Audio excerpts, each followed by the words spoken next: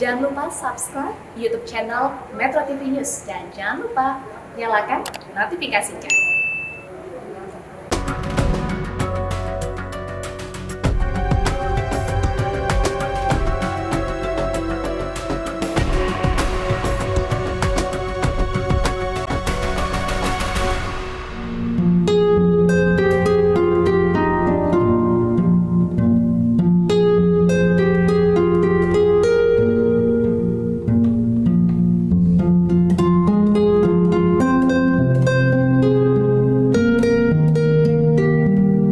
Peristiwa kerusuhan Mei 1998 yang pecah di tengah gelombang aksi reformasi menuntut mundur Presiden Soeharto hingga kini masih meninggalkan jejak sejarah gelap berbagai bentuk pelanggaran hak-hak asasi manusia atau HAM.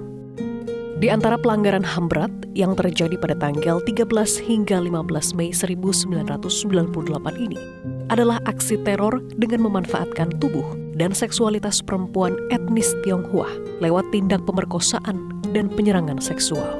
Sampai hari ini, aksi pemerkosaan dan penyerangan seksual dalam tragedi Mei 98 ini tidak pernah diakui pemerintah sebagai salah satu fakta kelam dalam perjalanan sejarah bangsa Indonesia.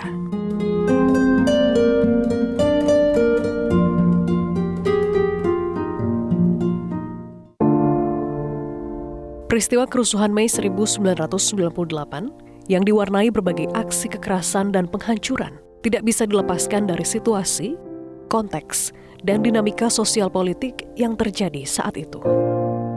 Berbagai peristiwa yang terjadi sebelum kerusuhan seperti pemilu 1997, penculikan sejumlah aktivis, krisis ekonomi, sidang umum MPR RI 1998, dan penembakan mahasiswa Trisakti ikut memicu pecahnya tragedi yang menewaskan ribuan orang ini.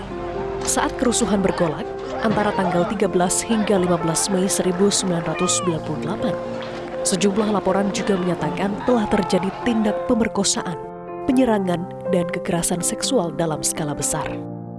Tim Relawan untuk Kemanusiaan, organisasi massa yang dibentuk sejumlah pihak untuk mengawal kasus ini, mencatat kurang lebih 168 perempuan menjadi korban kekerasan seksual massal.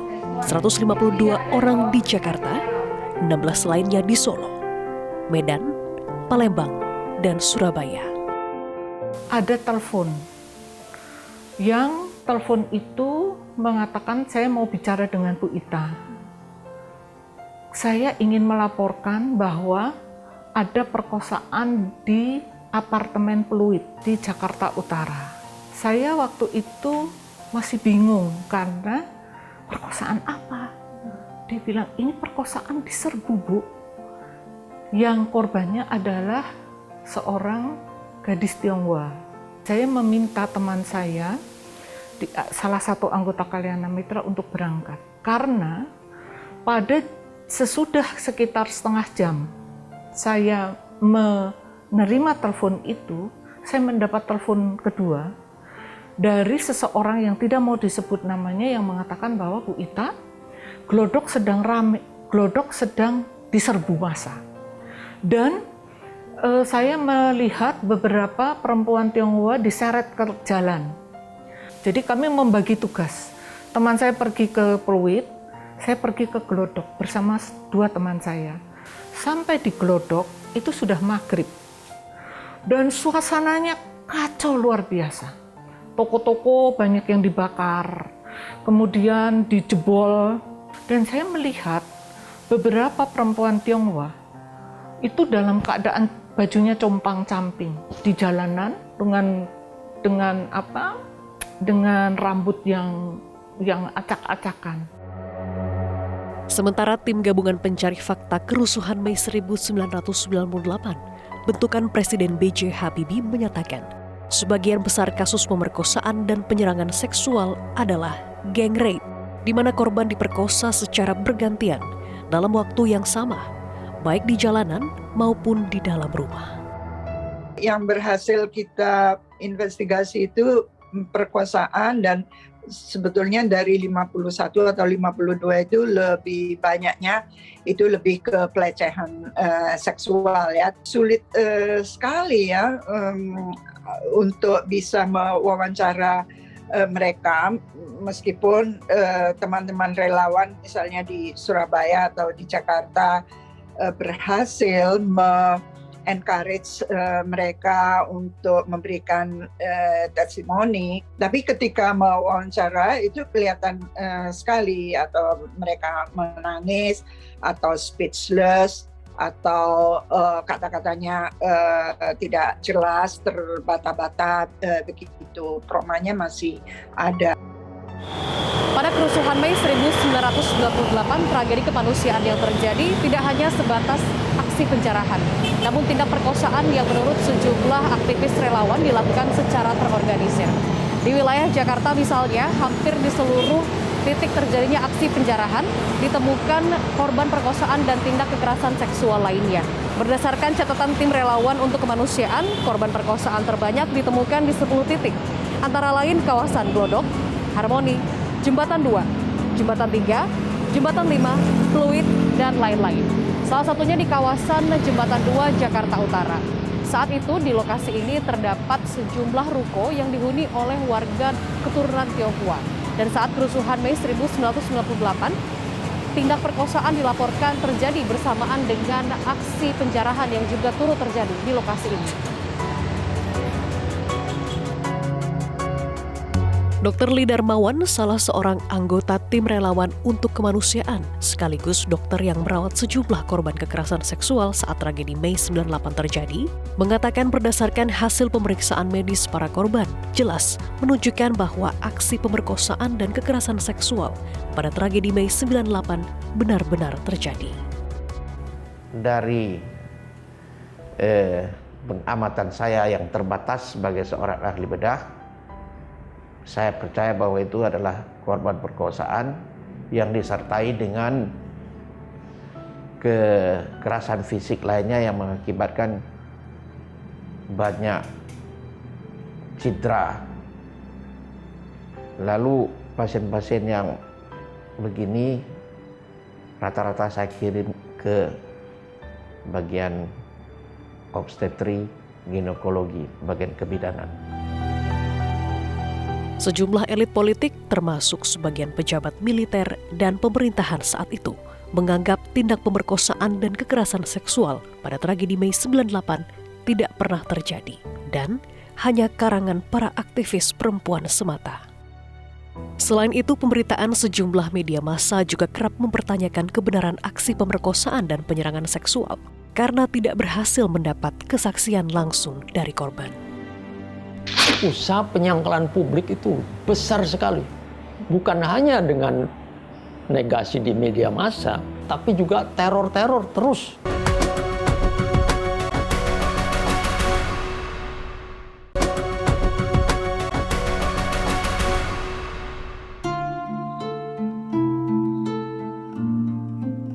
Penyangkalan terhadap fakta pemerkosaan dan kekerasan seksual dalam tragedi Mei 98 sejak informasi terkait peristiwa ini mengemuka ke publik beberapa pekan setelah kerusuhan Mei 98, kerap disuarakan oleh sejumlah elit politik, terutama dari kalangan militer.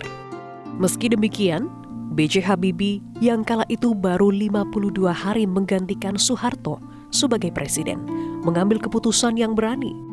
Presiden Habibie memberi kesempatan kepada sejumlah aktivis perempuan yang tergabung dalam masyarakat anti kekerasan terhadap perempuan untuk mengungkapkan temuan data dan fakta kekerasan seksual Mei 98.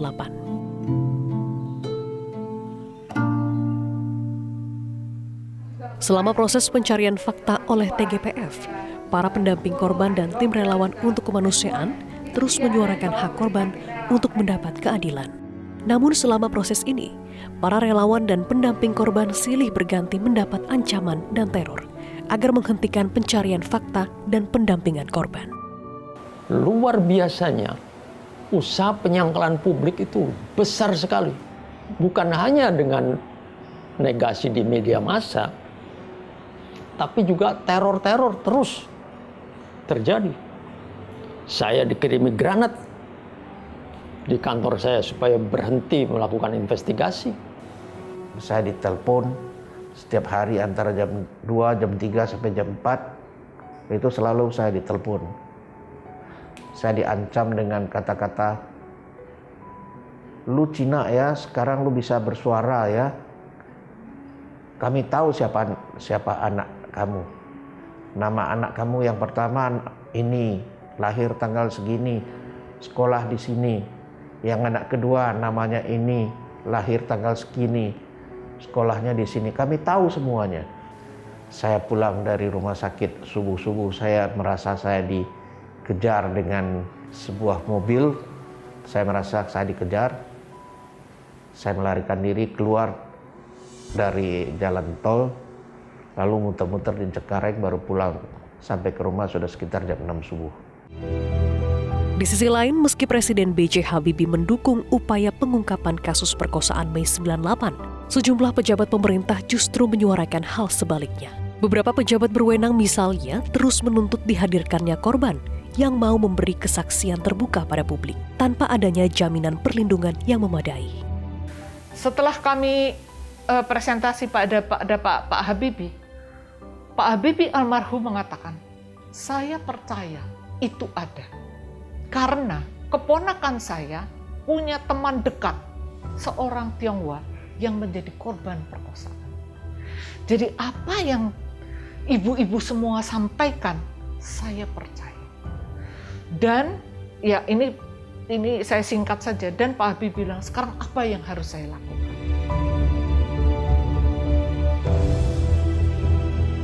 Saat upaya mengungkap kasus perkosaan Mei 98 dihadapkan pada sejumlah dinding tebal.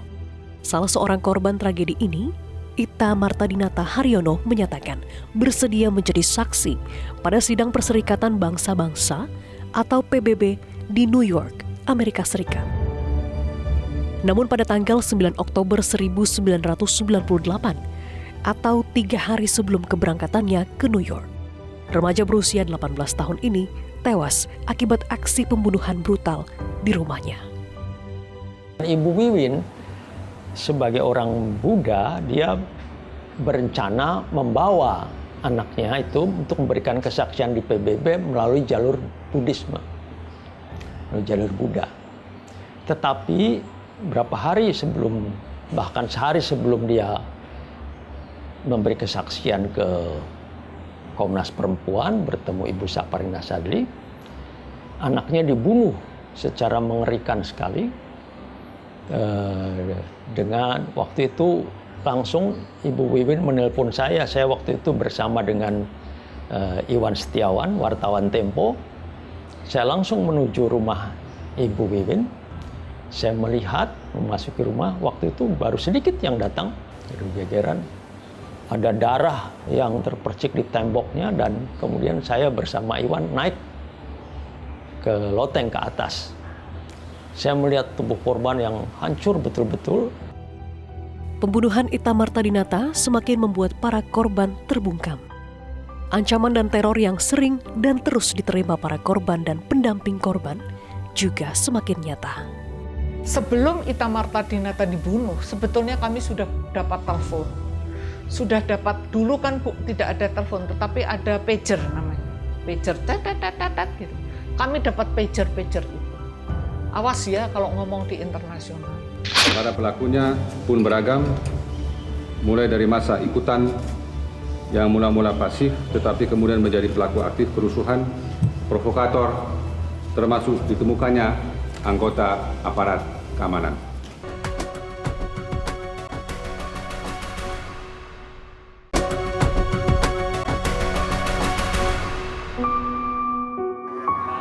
Pasca kematian Ita Martadinata Haryono, satu-satunya korban kekerasan seksual dalam tragedi Mei 98 yang menyatakan siap bersaksi di depan publik, pengungkapan kasus pemerkosaan Mei 98 kembali dihadapkan pada jalan terjal.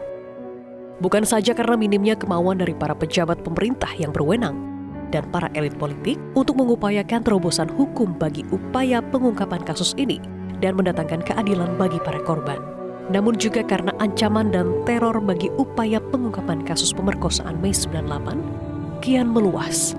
Tak lagi hanya tertuju pada korban dan relawan pendamping korban, tapi juga mengarah ke posko-posko pengaduan tindak pemerkosaan dan penyerangan seksual yang didirikan tim relawan untuk kemanusiaan. Ini adalah cara untuk membungkam keberanian para korban memberikan kesaksian. Pihak Kalyana Mitra itu menerbitkan semacam buku daftar posko-posko tim relawan. Nah, itu ada 17 posko di depan PBNU, di depan Karulus, di depan yang poskonya kadang-kadang hanya berbentuk seperti tenda untuk makan kaki lima begitu. Tapi ada sekretarisnya, ada kontak nomor telepon, itu nomor telepon waktu itu sudah ada handphone begitu. Nah, ternyata semua daftar di situ yang ada nomor itu diteror semua bersamaan dengan dibunuhnya Itamar Tadinata. Sementara itu, setelah bekerja selama 3 bulan, pada tanggal 23 Oktober 1998, Tim Gabungan Pencari Fakta atau TGPF yang bekerja sama dengan Tim Relawan untuk Kemanusiaan merilis hasil temuan mereka terkait kerusuhan Mei 1998. Menurut TGPF, berdasarkan data, kesaksian, dan bukti yang ditemukan, ada unsur kesengajaan atas pecahnya tragedi Mei 98. 10 orang dianggap bertanggung jawab atas terjadinya tragedi ini. Para pelakunya pun beragam, mulai dari masa ikutan yang mula-mula pasif tetapi kemudian menjadi pelaku aktif kerusuhan, provokator, termasuk ditemukannya anggota aparat keamanan. Waktu itu diinvestigasi adalah penanggung jawab Jakarta. Itu apakah itu Kodam, Kapolda, tapi kita juga waktu itu mewawancarai Kapolri yang waktu itu gitu. Nah, tapi karena waktu yang sangat pendek, 1 bulan, itu yang paling tertinggi tidak berhasil diinvestigasi ya. Sementara itu terjadi perbedaan jumlah korban pemerkosaan dan kekerasan seksual antara hasil temuan TGPF dan Tim Relawan untuk Kemanusiaan.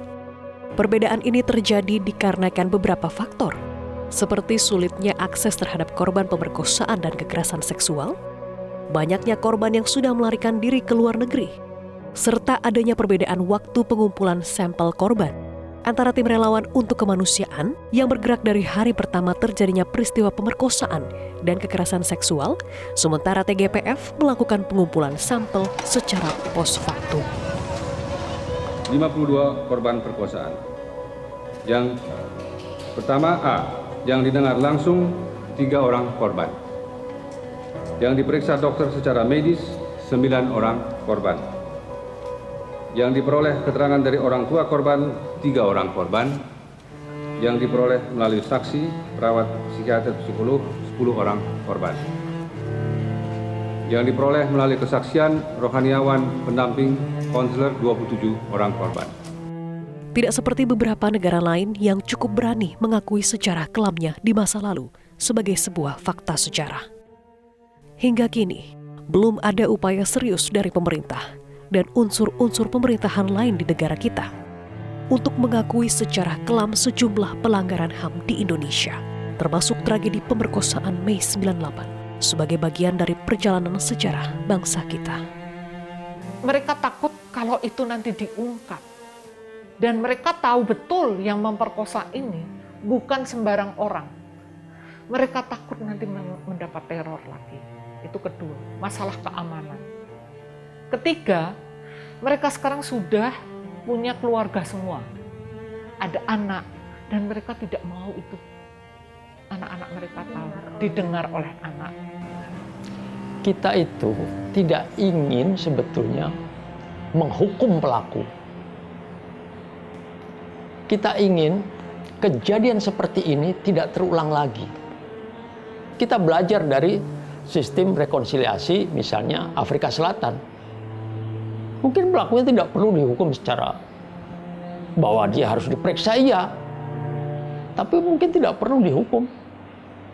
Tapi bangsa ini mengakui saja, akui saja bahwa kita ini memang pernah biadab. Tapi kita tidak ingin itu terulang. Kita ingin menjadi bangsa yang beradab.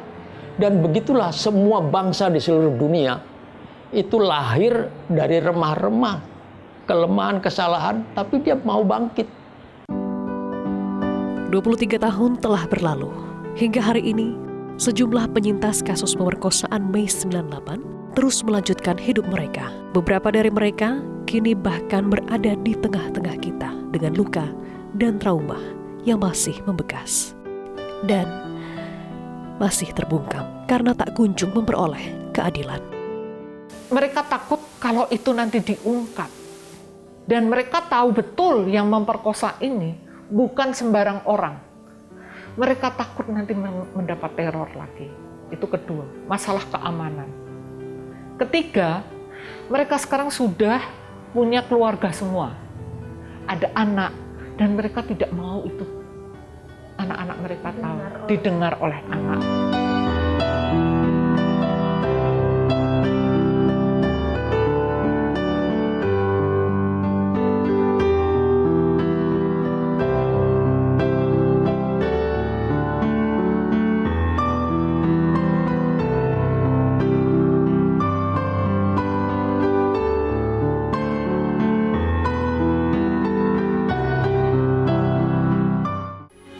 Metro TV,